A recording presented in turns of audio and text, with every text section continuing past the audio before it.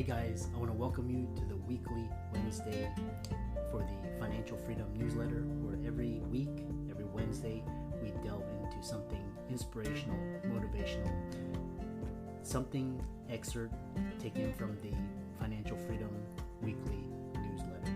Wherever you are, if you're listening on Spotify, on iTunes, Google, be sure to click the like, subscribe, share, comment. And without ado, let's get into the show. Hey guys, welcome to this week's podcast episode for the Financial Freedom Podcast. I'm your host, Dr. Christopher Liu, and I have a special guest for you today.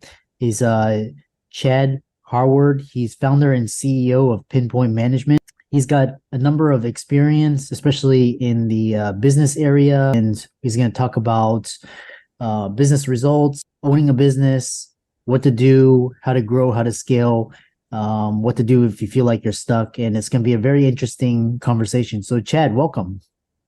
Thank you. Glad to be here. Thanks, Dr. Lou. Appreciate it. Yeah. Tell the audience about how you got started, your backstory, and we'll get into it. Yeah, awesome. Thank you. Well, the short version of my journey, I'll start back in college. I was given the script that you go to college, you get a degree, and then you get a corporate, a job with a C-level company. And I actually did all those things. There was a couple plot twists, though. As I continued, I ended up being a marketing director for a large software company and was working in that for 2 years, had gotten their top performance award. Things seemed to be following script. And then a month after getting the award, I got laid off. And that's what nobody told me about, was sometimes there's a curveball there that we don't anticipate. And the backstory, what was also going on behind the scenes is I realized what I hadn't planned on is I didn't find I was completely fulfilled in that job either, even though it was good, steady paycheck and, it was everything everybody talked about, benefits and all of those things. What I didn't anticipate was I felt like my life was kind of passing me by while I showed up at my office, punched the clock 9 to 5, and was kind of doing the Groundhog Day thing. It's like, wait a minute, why doesn't this fulfill me? Why doesn't it do what everybody said? I've checked all the boxes. And the other thing I was realizing was after 5 o'clock, I did what really lit me up, and that was my consulting company. And I just would work late into the night. It didn't even feel like work to me. Had so much fun, had a few contracts, but it was kind of a side hustle that got me through my 9 to 5 emotionally. And I had an uncle who was a commercial real estate agent, owns a commercial real estate company. And he kept asking me, why don't you just do this? Why don't you go do your consulting company? And I said, well, I definitely would have fun, but I've got a young family. I've got this paycheck that shows up every 5th and 20th of the month. That probably would be irresponsible. So I tried to milk it. I tried to do both, which was an early lesson to me. It's like you can't straddle two paths. And my heart was going one way, paycheck and security was going the other. And I realized I had to make a choice, but I wouldn't. It's kind of one of the business principles. At some point, sometimes we land on a plateau and we're afraid to move. And sometimes that's really bad business, and personally it really stops up our growth. But man, it's tough to let go of that sure thing that we've got. And so sometimes the universe has a way of nudging, and for me it was getting laid off. And I realized, wow, okay, well, all my time is officially mine now. With that came new stressors, like, well, then I gotta, that check's not going to show up anymore. But I was so excited to finally have control of my own destiny, because I felt like someone else obviously owned my paycheck. People, it wasn't my performance that dictated those outcomes. It was a budget moment. And I liked being able to have control of where I was headed and seeing things coming ahead of time. So I started Pinpoint Marketing as an advertising agency about 20 years ago, back when there was only four aspects of marketing: TV, radio, print, and yellow pages. Those are the simple days. And now it's nothing like that, of course. And I did really good at getting phone ringing and people walking through doors of my clients. But what I realized was they also tried to outmarket their mismanagement, which is a common practice in business ownership. We think, well, if the phone rings, all the other stuff will just magically take care of itself from a business standpoint. My tipping point was doing a $10,000 radio remote for a client. We got 80 leads, qualified leads. Back in the day where you had to go show up to places, you couldn't order online. You actually had to be there, fill it out. I said, dude, these are as good of done deals as you could possibly have. So what's the plan? And we had 80 of them, which was phenomenal results. And he said, well, my one sales guy's out 2 weeks, and then we're going to work on these. I said, we just blew $10,000 because there's no way people are waiting. It was an HVAC company. They're not going to sit cooking in their house until you get your business lined up. And so that's when I realized, you know what, people don't understand what they're missing sometimes. And I evolved into Pinpoint Management at that point, where we still do marketing, but structuring, systems, processes, people, team building, knowing your numbers, having a plan, working from a plan, forecasting, all those things that actually are part of a functional business. And then we market when we're ready to market and advertise, and we know why we're doing it, what we're going to say when the phone rings, and how we're going to handle the results. So I'm just passionate about business. That has been my journey ever since. I love working with business owners, creating the next steps for them, whether they're just trying to launch, whether they're stuck in what I call the messy middle. It's like, well, I'm comfortably paying bills, but I could never retire right now. And those that working with a lot right now, that's like, man, this has been a fun ride. How do I gracefully get out of this now and create a retirement for myself and even leave a legacy for my kids or for whoever's next, employees? What would be next, the next evolution of my business? So we work with all of those scenarios, which is good for me because I get bored really quick, Dr. Lou. I knew one thing. It's like, I'm not a cubicle guy. That's one thing I was clear about. So it's been a fun ride. So in a nutshell, that's my path. And every day we work with new people, new sets of challenges, and it's super fun. Yeah. It's interesting because I know a lot of entrepreneurs, they don't fit into this 9 to 5 or this cookie cutter. And so one thing I have is basically you talk about this idea of first thing is, in this economy, especially this economy is really different than anything that, I've started in 2000, and this is like completely different. You have AI and all this social media. So what are 4 keys of thriving in any economy? Yes, good question. The cool thing, here's the good news. I'm going to give you the 4 things, and the good news is they work in down economies or thriving economies. It's actually best predictable practices regardless. In fact, when you're doing these things, the economy actually becomes almost a non-issue because you start realizing, wait, I can just create my own realities. I don't have to buy a ticket to the circus that's going on at any given time. And there's challenges in every economy at any given time. I remember I was teaching a class in 2008 when we were in our last big downturn recession. And I had one of my business owners in the back raise his hand and say, yeah, we realize there's a recession going on. We're just choosing not to participate. And I thought, you know what? That's how you should look at it. But then the question is, okay, how do I do that? How do I not participate? Because I know I don't want the reaction of that. And so let me give you four quick things. One is focus. It starts on having your head pointed in the right direction. Everything happens mentally and emotionally before it shows up physically. So focus, and let me put a finer point on this. There's 2 sides to this coin of focus.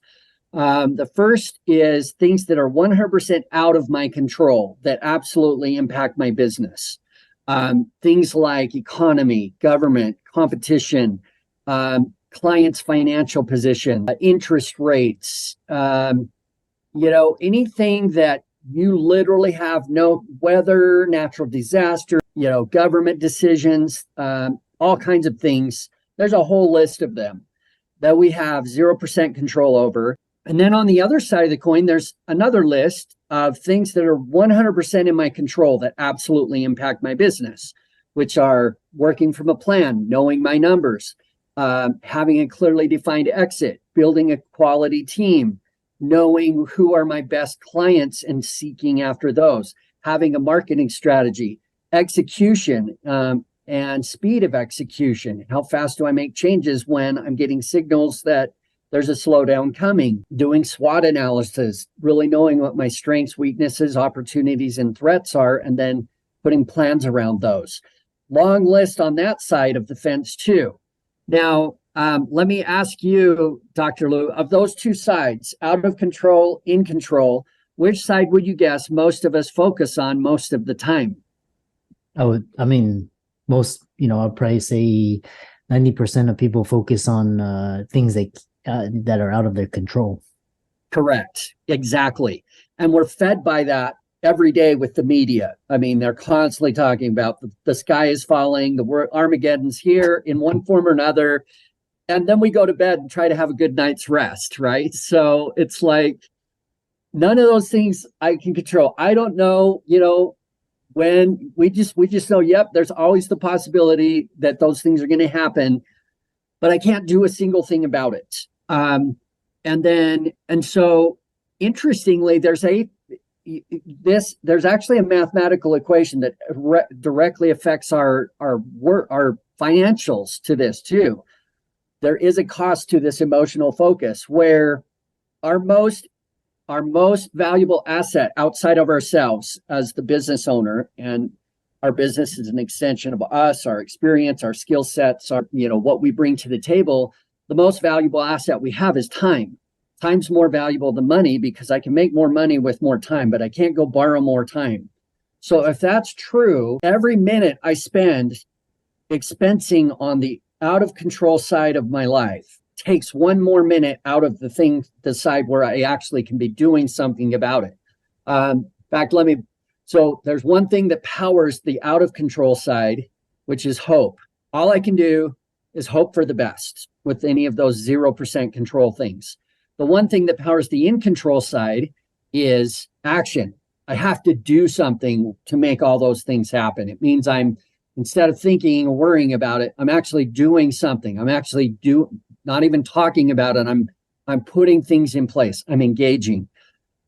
So back to my cost analysis, for every minute I spend on the out of control time that I'm never going to get those minutes back, that's got to come out of somewhere, because we all have the same 24-hour day. That means that's coming out of the side of the action side. If it's a double entry accounting, then I'm expensing all those minutes into the out of control from the side that I could be doing something. Therefore, the longer I keep expensing more of my minutes in out of control space, the worse it's going to get for me, because I have fewer and fewer options, because I'm expensing my most valuable resource. And therefore, instead of doing something about it, changing my landscape, changing my reality, building things so I know how to respond if those things happen, instead I'm just waiting and seeing. When I asked last fall, when I asked some business owners, what are you seeing out there from an economic standpoint in your space? They're saying, yeah, feeling like it's going to be slower next quarter. Q1 and 2023 may be a little bit slower. I'm already getting indicators that some of my contracts are being postponed, and I would ask, okay, so that's good to know. What's the plan? What are we going to do? And the common answer was, because they couldn't say, I don't know. That sounds a little too careless. So instead they would say, we're going to wait till spring and see what happens. And it's like, then what if it doesn't change? Then you've just burned 6 months of valuable time, and you're in a worse place, because now you don't have the time to do anything with it, and it just doesn't change. So it just makes matters worse. So that's tool number one, is look at where does your mind spend most of its time. Are you focused on the out of control side or the in control side? And if anything on the out of control side has a flip side to it. If things are slow, if I'm not making enough money, then it's like, okay, I can market, I can increase prices, I can determine my numbers and have a better handle on my numbers. I can add another revenue stream to my business model. Lots of things we can do for anything on that other list. It's just about, instead of worrying about it and being paralyzed in fear and doing nothing and just burning time waiting for things to magically line up again, I can actually start being my own intervention and shifting. We saw that happen a lot, by the way, in 2020 with COVID. The restaurant industry was probably impacted the most extreme and the fastest, where suddenly one call and it's, yeah, you can't have anyone in your restaurant from this point on. Ready, go. And then it was, oh, so we either adapt or we're out of business in 30 days. And thankfully, most of them figured out how to pivot. And then we did online ordering and curbside pickup. I asked my people, so were those solutions available to those restaurant owners pre-2020, pre-COVID? Yes, they were. Oh, so why did they engage him in 2020? Well, because they had to, they were forced to. And now that 2020's passed and they can have people back in their old model, an old way of doing things, did they quit doing curbside pickup and online orders? No, they're still doing that. Why? Well, because that's new revenue streams that they've evolved. And it's like, why would we stop doing that? We actually make higher margins doing it the new ways. So it's like, then the question is, okay, that's the lowest line, is to just survive, to stay in business. Then you need to be ready to evolve. Then the question is, Kate, how many solutions are there for us in each of our business models that are available to us at any given time, but we wait until the 11th hour? We wait till a situation forces us to evolve. And we, in this focus area of, instead of me staying, they were suddenly forced to move from focusing on just coasting and doing nothing to, we got to do something fast and we got to do something significant. The higher form of business is, if that's true, then we could simulate a COVID situation at any point in our business. And that's the first rule of accelerating your business evolution, is why wait till somebody forces us, or a circumstances forces us, a competitor moves in, or we lose the key person in our office for us to actually evolve? What if we simulate it now and we get the same result? We don't have to actually be going through it in reality to get the benefits of evolution. So that's number one. Number two is to know where you're going. Know your destination. So many times I talk to business owners in every industry. I said, where are we headed? So why are we doing this? And where do you want to be with this business in 5 years from now? What do you want your role to be? What does your financials need to look like? And most of the time I hear, I have no idea. How would I know that? That's so far in the future. Besides, I'm so focused on, I'm just worried about making payroll in 2 weeks and making sure we got enough jobs, enough patients, whatever that is. And nothing's being looked at from the longer macro standpoint. And this is 100% on the owner. Nobody else. You've got to, I use an analogy of a bus. As a business owner, we all get our own shiny bus. It's got a limited number of seats, for patients, jobs that we can do within a 1 year period, and a limited number of seats for staff to support us.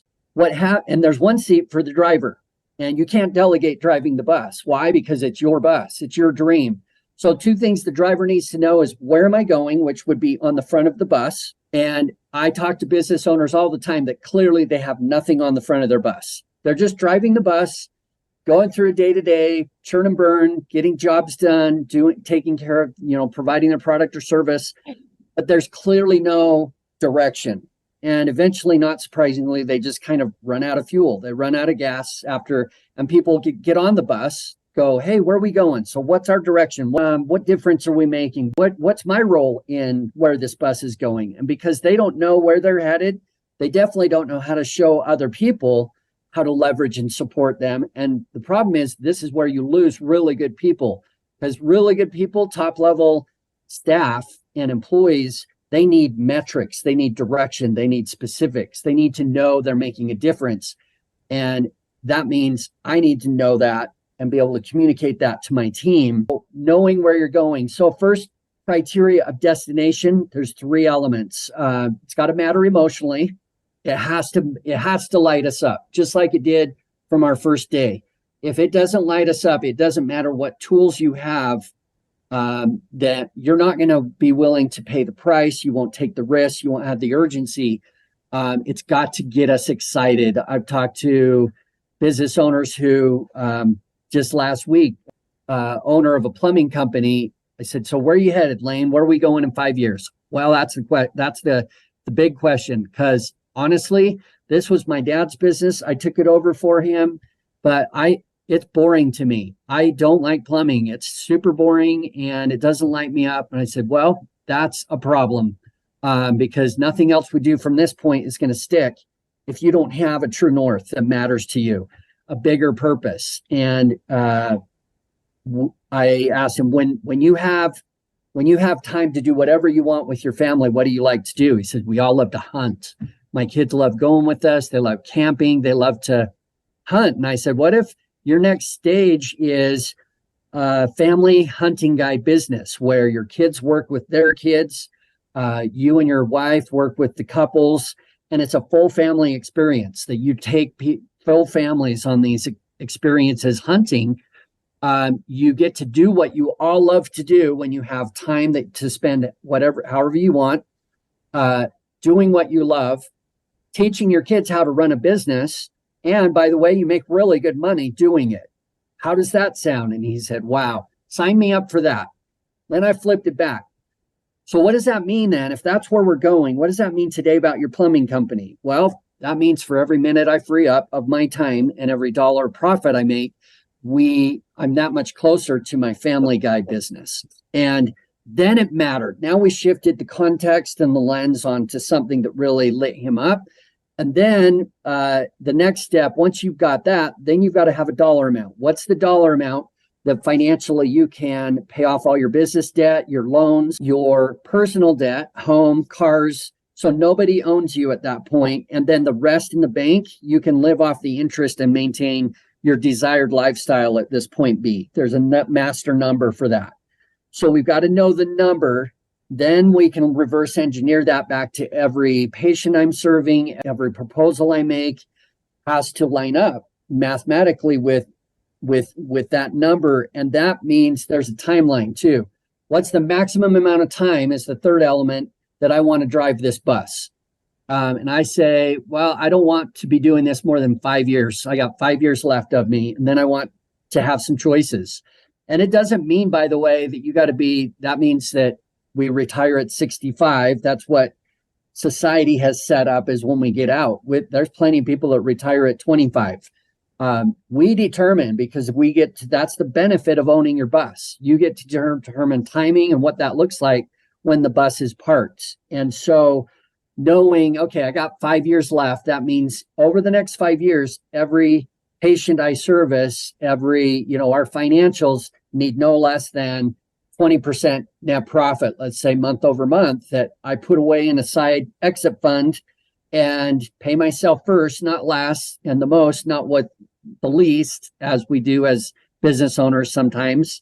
And that funds our exit. And then you run the business off the difference. So knowing your destination is tool number 2, and having the math, not just saying, I just want to make as much money as soon as I can. The third tool is to know your math, which is what we just talked about. That means I got to be dialed into my profit and loss. I need to know what my costs are, my ratios, my break-even points where I cover all my costs, because there's a mathematical timing of not only making the right financial decision, but doing it in the right window of time. If you make if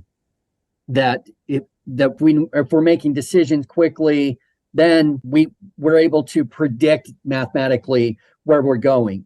the fourth final tool is speed of change, changing quicker. When your math tells you we got to make a change, you've got to move your feet. You can't be analysis paralysis, have a great plan, but never leave the parking lot in your bus. Then the bus still doesn't get where you need it to go. So long answer to your question, but those are the 4 areas. Yeah, really interesting. And I love that. And how can people contact you, follow you, follow up with you, reach out to you? Yeah, just message me on LinkedIn, Chad Harward. You can go to our company website, Pinpoint Management. It's PP for Pinpoint Management. And yeah, you can schedule some time with us. Give us a call. Our number is 801. If you want to chat on the phone, would love to know more about your business and help you with driving your bus. Yeah, I love that. And really, especially in these days, I love that these ideas of in control, out of control, and actually performing kind of like a fire drills before the actual fire starts. And Chad's resources will be in the links and show notes. And let's thank Chad for a wonderful conversation, and be sure to check him out on all of his social media channels. And thank you.